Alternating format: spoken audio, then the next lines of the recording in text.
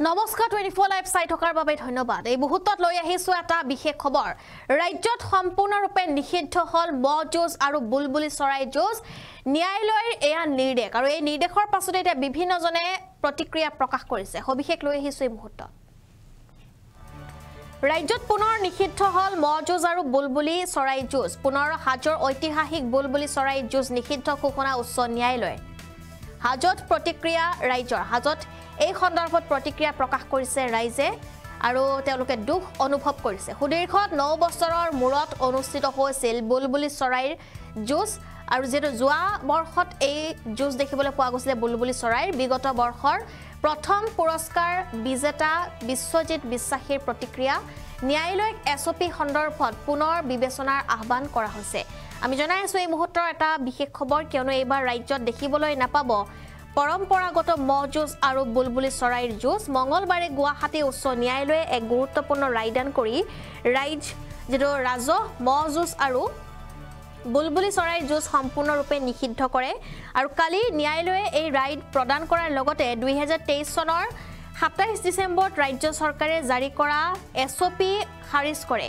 উচ্চ ন্যায়ালয়ৰ এই সিদ্ধান্তৰ পাছতে এইবাৰ মাঘ বিহুৰ সময়ত হাজোত বুলবুলি চৰাইৰ যুঁজ আৰু আহতগুৰিত মহ যুঁজ অনুষ্ঠিত কৰিব নোৱাৰিব। উল্লেখ কৰা প্ৰয়োজন যে যোৱা বৰ্ষত ৰাজ্য চৰকাৰে কেবিনেটৰ জৰিয়তে এক এছপি জাৰি কৰিছিল আৰু এই এছপিৰ বিৰোধিতা কৰি PETA people for the ethical treatment of animals নামৰ এটা স্বেচ্ছাচাৰী সংগঠনে গুৱাহাটী উচ্চ ন্যায়ালয়ৰ কাষ চাপিছিল আৰু এই সংগঠনটোৱে আদালতত দাখিল কৰিছিল মহ যুঁজ আৰু বুলবুলি চৰাইৰ যুঁজক লৈ জড়িত বহু নৃশংস দিশ আৰু পেটাত ৰহাৰ আহতগুৰিৰ মহ যুঁজ আৰু হাজোৰ বুলবুলি চৰাইৰ যুঁজৰ তদন্ত কৰি সেই তথ্য দাখিল কৰিছিল ন্যায়ালয়ত আৰু পেটাৰ তথ্যৰ ভিত্তিত গুৱাহাটী উচ্চ ন্যায়ালয়ৰ ন্যায়াধীশ দেৱশিষ বৰুৱাই বিচাৰপীঠে এই গুৰুত্বপূৰ্ণ ৰায়দান কৰিছিলে। উচ্চ ন্যায়ালয়ত পেটাই যুক্তি দৰ্শাই যে মহ যুঁজ আৰু বুলবুলি চৰাইৰ যুঁজ পশুৰ প্ৰতি ক্ৰূৰতা প্ৰতিৰোধৰ নিয়ম উলংঘা কৰিছে। ন্যায়ালয়ে ৰাজ্য চৰকাৰে জাৰি কৰি এছপিও খাৰিজ কৰিছে, য'ত উল্লেখ আছিল যে মাঘ বিহুৰ সময়ত এটা নিৰ্দিষ্ট সময়ৰ ভিতৰত পৰম্পৰাগত মহ যুঁজ আৰু বুলবুলি চৰাইৰ যুঁজ ৰাজ্যত অনুষ্ঠিত কৰিব পাৰিব। কেবিনেটৰ এই সিদ্ধান্তৰ পাছতে যোৱা বৰ্ষত ৰাজ্যত অনুষ্ঠিত হৈছিলে মহ যুঁজ আৰু বুলবুলি চৰাইৰ যুঁজ আৰু উচ্চ ন্যায়ালয়ত হোৱা এই গোচৰৰ শুনানিৰ সময়ত পেটাৰ হৈ যুক্তি দৰ্শাই জ্যেষ্ঠ অধিবক্তা দিগন্ত দাসে তেওঁ কয় যে মহ যুঁজ আৰু বুলবুলি চৰাইৰ যুঁজ এতিয়া বন্যপ্ৰাণী ক্ৰুতা সুৰক্ষা আইন 1960 উলংঘা কৰা হৈছে আৰু ইয়াৰ উপৰি বুলবুলি চৰাইৰ যুঁজ যেটো বন্যপ্ৰাণী আইন সুৰক্ষা 1972 উলংঘা কৰা হৈছে। লগতে ন্যায়ালয়ে ৰাজ্য চৰকাৰৰ এছপি 2014 চনৰ 7 মেত উচ্চতম ন্যায়ালয়ে দিয়া এক গোচৰৰ উলংঘা কৰে বুলিও তেওঁ উল্লেখ কৰিছে আৰু ইয়াৰ পিছতে এতিয়া বিভিন্নজনে বিভিন্ন প্ৰতিক্ৰিয়া প্ৰকাশ কৰিছে আৰু পুনৰ হাজোৰ ঐতিহাসিক যি বুলবুলি যুঁজ সেয়া নিষেধাজ্ঞা কৰা হৈছে, সেয়া নিষেধ কৰা হৈছে। মন্তব্য আছে সন্দৰ্ভত সেয়া শুনাবলৈ চেষ্টা কৰিম। কি কম, মৰ্মাহত হৈ পৰিছোঁ।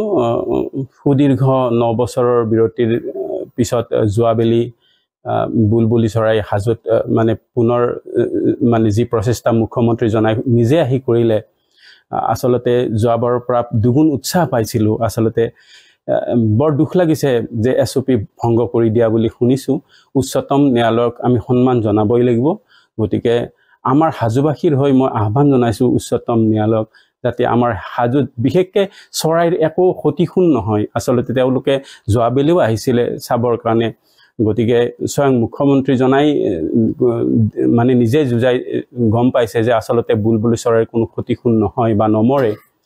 আমি পুনৰ আহ্বান জনাইছোঁ যাতে মই আচলতে বৰ বিনম্ৰতাৰে অনুৰোধ কৰিছোঁ উচ্চতম ন্যায়ালয়ক যাতে হাজোত বুলবুলি চৰাইৰ যুঁজখন পাতিবলৈ অনুমতি প্ৰদান কৰে। মই আচলতে বৰ দুখ পাইছোঁ যে এইবাৰ আকৌ দুগুণ উৎসাহেৰে যুঁজাম বুলি ভাবিছিলোঁ, কিন্তু এছপি ভংগ দিয়া বুলি শুনি বৰ মৰ্মাহত হৈছোঁ। একেবাৰে উচ্চতম ন্যায়ালয়ক একদম অনুৰোধ কৰিছোঁ, কাৰণ ন্যায়ালয়ক সন্মান জনাবই লাগিব হাজোবাসীয়ে। গতিকে কিবা এটা বিচাৰ কৰি যাতে পাতিবৰ অনুমতি প্ৰদান কৰে, এয়া আবেদনহে।